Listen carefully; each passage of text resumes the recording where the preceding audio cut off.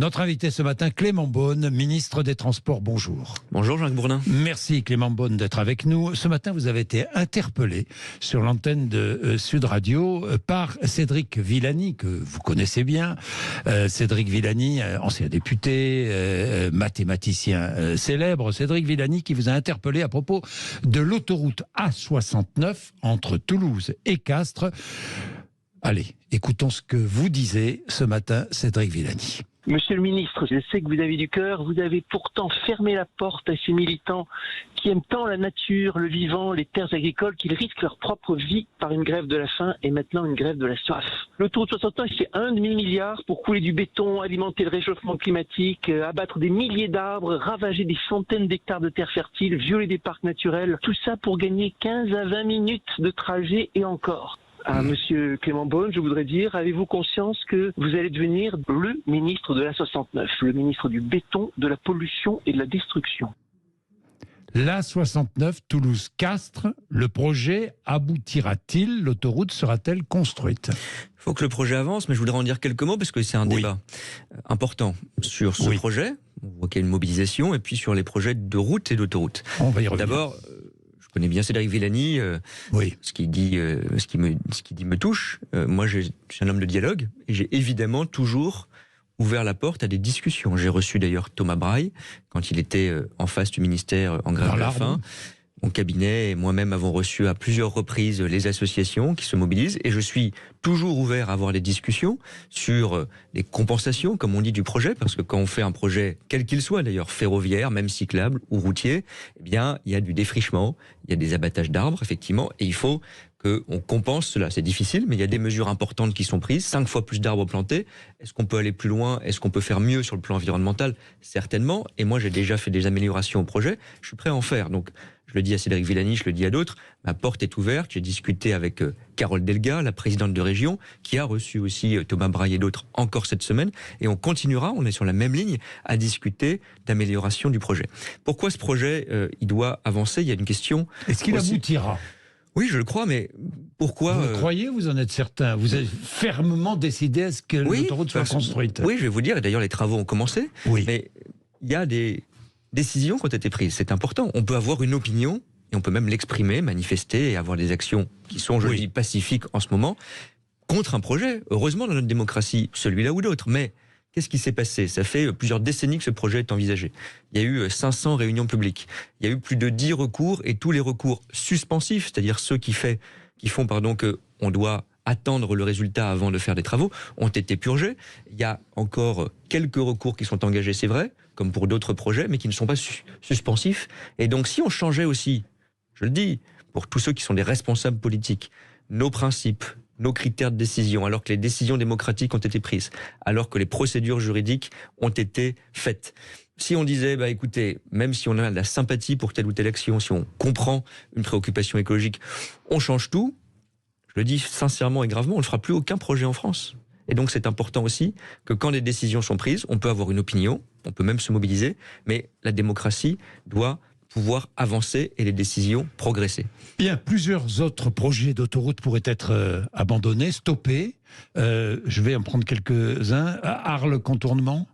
Oui, alors je ne vais pas tous les égrener, mais il y a une... Je vais le dire. Non, mais Arles contournement, ça m'intéresse. Oui. Oui, non. Alors non, je ne vais pas vous faire le oui-non, parce qu'on va répondre globalement sur les projets autoroutiers. Il y a, si la question est, y a-t-il un projet qui est envisagé par des élus du pays d'Arles, comme on dit? Oui, ça existe, effectivement. C'est un projet qui est d'ailleurs assez lointain, c'est le début d'une étude, mais je vais vous dire sur le principe.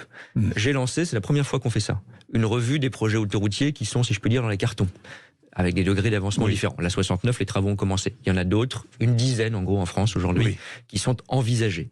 J'ai voulu qu'on ait une approche globale, qu'on regarde ce qu'en pensent les élus locaux. C'est évidemment important.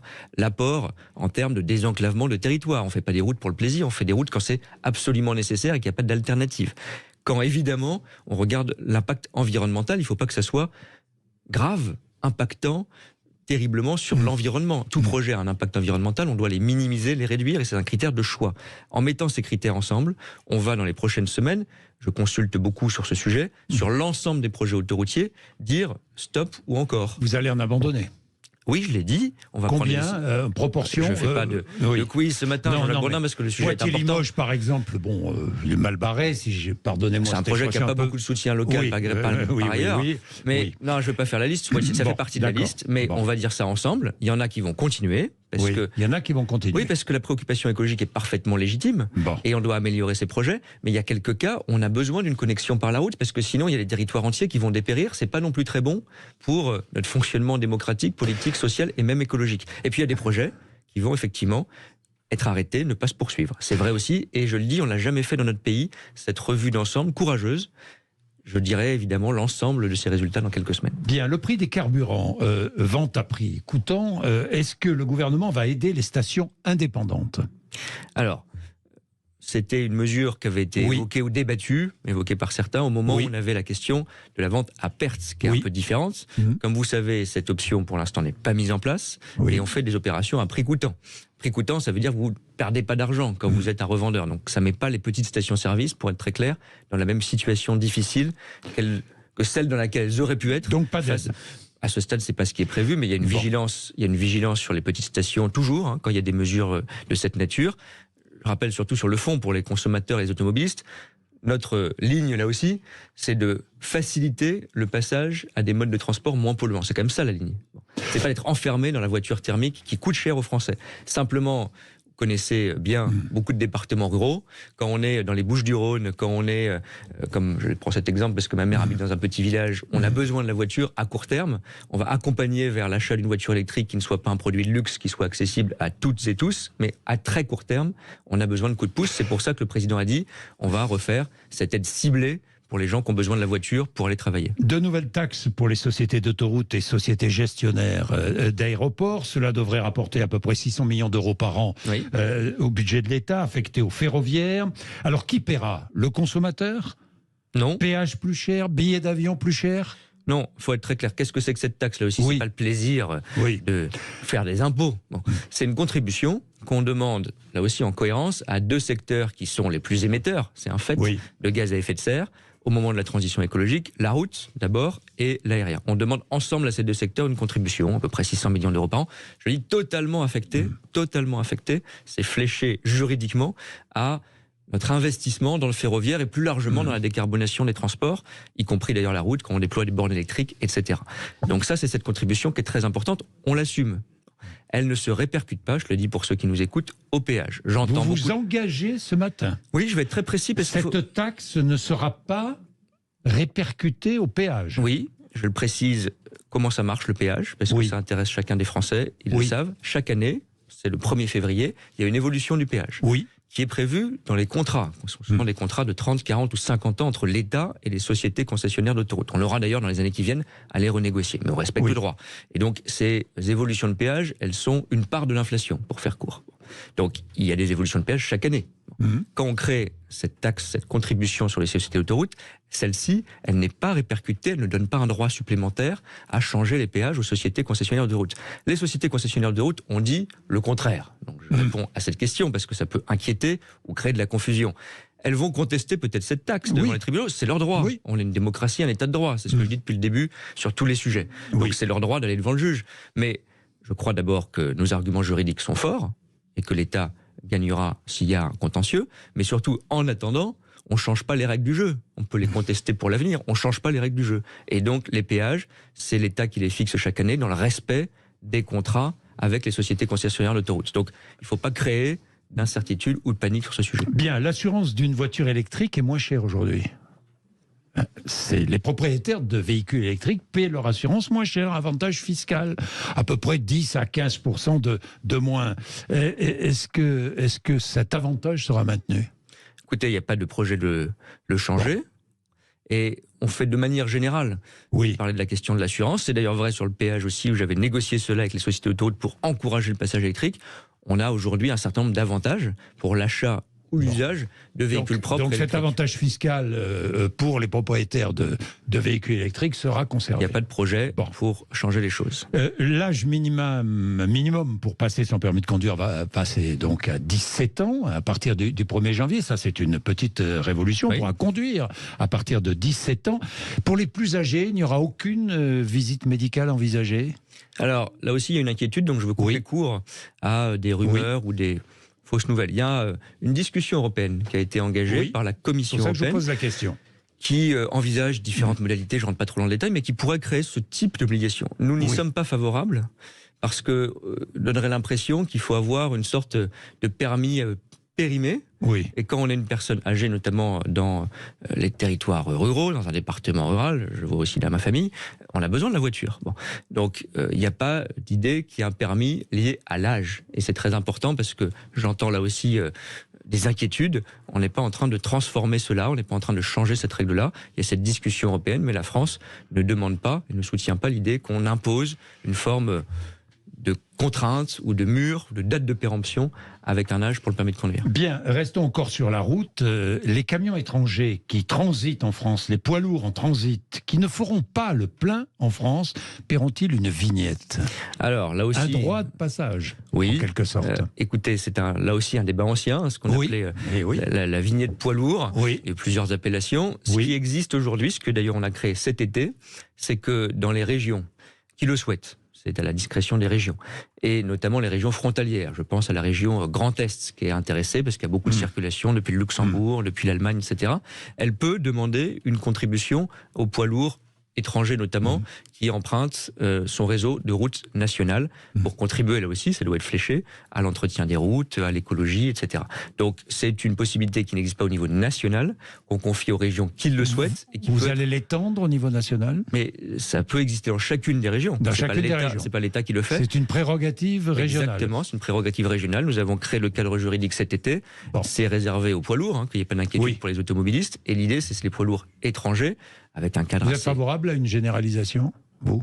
Mais je suis favorable à ce que les régions choisissent. On vient de leur donner la compétence. Ça a du sens, il faut être très clair. Ça a un peu moins de sens quand vous êtes au centre Val-de-Loire, où vous n'avez pas beaucoup de trafic frontalier. Quand vous êtes en Grand Est et que tous les jours, vous avez des camions qui utilisent nos routes, qui parfois génèrent du trafic, qui traversent des villes ou des villages, ça ne me paraît pas anormal qu'ils aient une contribution un peu renforcée, et surtout qu'ils passent un peu moins souvent. C'est l'idée aussi. Le Pass-Rail à 49 €, c'est pour quand? Pour l'été prochain, c'est le travail et l'objectif que je me fixe. Il faut le décider là aussi. On est un pays de décentralisation, tant mieux, avec les régions. Donc j'ai engagé cette discussion. Sur tous les réseaux? Alors, d'abord, vous me dites, il faut qu'on décide avec les régions. Donc j'ai engagé cette discussion avec les régions. Dès la semaine dernière, on va faire une mission pour regarder les choses techniquement d'ici la fin de l'année. Et je souhaite qu'on soit prêt pour l'été prochain. Il faut que tout le monde soit d'accord. L'État est prêt. Beaucoup de régions sont enthousiastes, on va le travailler ensemble. Ensuite, qu'est-ce que ça concernerait? Je souhaite que, au moins dans un premier temps, ça soit les TER, les trains express régionaux, qui sont d'ailleurs la compétence des régions, et les intercités, qui sont les trains, les anciens corails, qui sont gérés par l'État, de la responsabilité de mon ministère. Si on met tout ça ensemble, et puis après on pourra progresser encore, si on met tout ça ensemble, je crois qu'on a déjà une solution qui, pour des millions de Français et des millions de trajets du quotidien, sera simple, facile et attractive. Bien, Clément Beaune, un mot sur le fret ferroviaire, avec une libéralisation du fret ferroviaire, la restructuration du fret SNCF avec la concurrence va-t-elle entraîner la suppression d'emplois? C'est l'inquiétude de beaucoup de salariés et de beaucoup de syndicats. La libéralisation, elle a été engagée il y a 20 ans. Donc là, il n'y a pas de nouveauté à cet égard. Alors, la libéralisation, derrière le grand mot, ça veut dire qu'on a ouvert à la concurrence. À la concurrence, Ça ne veut pas dire, c'est important, qu'on a privatisé le grand opérateur de fret ferroviaire qui s'appelle Fret SNCF, qui fait partie du groupe SNCF avec des cheminots qui, parce qu'il y a eu des réformes courageuses et parce que ces personnels ont changé les choses, aujourd'hui marche. Et aujourd'hui a retrouvé des résultats positif, et la part du fret est en train d'augmenter dans le transport de marchandises en France. C'est ça le but écologique et économique. Il y a une procédure européenne qui a été engagée contre notre entreprise parce qu'on dit qu'on a versé des aides de l'État qui n'étaient pas légales. Sans rentrer dans trop de détails, on conteste cette procédure, mais j'assume là aussi, parce qu'être responsable politique, c'est faire des choix clairs et transparents. Si on va jusqu'au bout de la procédure et qu'on se bat en disant, écoutez, on ne discute pas avec les autorités européennes, ça dure 2 ans. Pendant 2 ans, Si vous ne savez pas si l'entreprise va survivre au bout de 2 ans, vous êtes client, vous laissez tomber maintenant. Donc c'est la mort certaine de l'entreprise. Et donc moi j'ai assumé qu'on trouve un accord qui implique effectivement qu'il y ait 10% d'emplois en moins dans cette entreprise-là. Ce ne sont pas des licenciements, aucun licenciement, parce que les personnels, ils sont d'ailleurs souvent au statut de la SNCF, ils seront reclassés dans le groupe. Je m'y suis engagé pour chacun d'entre eux. Donc aucun licenciement, mais moins d'emplois dans cet opérateur du fret ferroviaire. Et surtout, je veux qu'on ait une solution rapide. Le fret est en train de redécoller, si je puis dire, c'est pas le moment d'avoir des tergiversations. Retour du Mulhouse-Lille via Dijon et Besançon. Oui, c'est une grande attente. Oui, grande attente de beaucoup d'élus. Bien sûr, qui m'ont écrit encore. Le maire de Dijon, oui, enfin bon, je le verrai encore dans quelques jours. Le maire de Dijon, oui. C'est une ligne qui a été supprimée il y a quelques années. Oui. J'ai lancé en 2020. Absolument. Covid et la fréquentation n'était pas tout à fait au rendez-vous après, mais il faut que cette ligne reprenne. Et oui, donc vous êtes favorable. Oui, je suis favorable. Il faut qu'on l'organise. Donc c'est une discussion avec la région, SNCF, avec les grands élus, la SNCF bien sûr. Parce que je vais être là aussi sans démagogie. Qu'est-ce qui fait que je dis oui? C'est un projet que je soutiens. On travaille à comment le faire marcher, parce qu'il faut trouver des trains. Jean-Jacques Bourdin, une ligne qui ouvre et où ça circule pas, c'est pas très intéressant. Et vous savez, si beaucoup de Français râlent, et je l'entends tous les jours, contre les prix du train qui sont trop chers, ou il n'y a pas assez de trains sur telle ou telle ligne, c'est lié à quoi? C'est lié au fait qu'on manque aujourd'hui de rames de train par rapport aux dernières années. Il y a eu le Covid, on a enlevé des vieux trains, les commandes industrielles ont un peu de retard, et donc mon engagement aussi, c'est que la SNCF est en train de commander plus de trains pour que sur la maximum de lignes dans les années qui viennent, on remette des places de trains en circulation, ce qui aussi détendra un peu les prix. Et avec la concurrence, il y aura plus de trains, évidemment. Renfe, qui par exemple, les Espagnols, qui par exemple voudraient c'est une bonne chose. Circuler entre Paris et Lyon. Ça va arriver. Et Marseille, ça va arriver. Ça va arriver sans doute à la fin de l'année. Et il y a déjà un opérateur italien, un opérateur public d'ailleurs, sur la ligne Paris-Lyon. Ça a fait baisser, Jean-Jacques Bourdin, les prix de 10%. Donc c'est bon aussi d'avoir plus de trains qui circulent. Bien, les punaises de lit, est-ce que nous vivons un début de psychose collective? Il ne faut pas, justement. Vous savez, quand il y a des phénomènes qui sont relayés dans les médias, qui inquiètent pour de vrai les Français, on a tous connu ou vécu soi-même l'épisode des punaises de lit, c'est un cauchemar qu'on le vit, donc il faut prendre ça sérieusement. Il n'y a pas de punaises dans les transports en commun? Je ne vais pas vous faire le coup du nuage de Tchernobyl où il n'y aurait jamais aucune punaise dans aucun moyen de transport. Ce ne serait pas crédible. Il faut le prendre au sérieux. C'est pour ça que je ne balaye pas ça d'un revers de main en disant jamais une punaise ne franchira la porte d'un métro. Il y a eu des cas. Mais il faut là aussi être sérieux, remettre les choses à leur juste proportion. Quand il y a des cas qui sont signalés, d'abord on vérifie que c'est vrai. Parce que c'est pas toujours, quand on voit une vidéo sur les réseaux sociaux, une punaise de lit. Donc j'ai demandé à tous les opérateurs, notamment la RATP, la SNCF, d'avoir un protocole de vérification systématique. Les cas récents qui ont été beaucoup médiatisés, vidéo à l'appui, ce n'étaient pas des punaises de lit. Il y en a eu dans le passé, il y en a eu encore parfois cet été dans quelques cas, il y en aura à l'avenir. L'important c'est de prévenir, renforcement des protocoles de nettoyage de trains réguliers, c'est tous les 60 jours complètement à la SNCF, et dès qu'il y a une détection, a fortiori s'il y a un cas avéré, on fait un nettoyage complet toutes les semaines de la rame jusqu'à sa remise en service. Donc, pas de panique, mais un sujet sérieux, des traitements et des protocoles qui sont renforcés. Et je sais que pour le monde, puisque Paris, la France sont des lieux de tourisme, il faut aussi rassurer ceux qui viennent en France. On peut venir en France, on peut prendre nos transports, on prend des précautions et on va encore les renforcer. Bien, 2026, les prochaines élections municipales, est-ce que vous êtes favorable à l'abrogation de la loi PLM? Paris-Lyon-Marseille, c'est quoi? Je résume pour ceux qui ne sauraient pas. Les citoyens votent dans chaque arrondissement pour élire des conseillers qui eux-mêmes élisent le maire ou la maire ensuite. Est-ce que vous êtes favorable à l'abrogation de cette loi? À ce qu'on change en tout cas le mode de scrutin, oui. Pour les 3 plus grandes villes de France, dont la capitale, où je suis élu, ça me paraît démocratique et simple. En fond, le président de la République va le faire ou pas? Écoutez, c'est le Parlement qui doit le faire. Oui, c'est le Parlement, je crois mais sur initiative. Écoutez, on en discutera, mais je crois qu'il y a une volonté.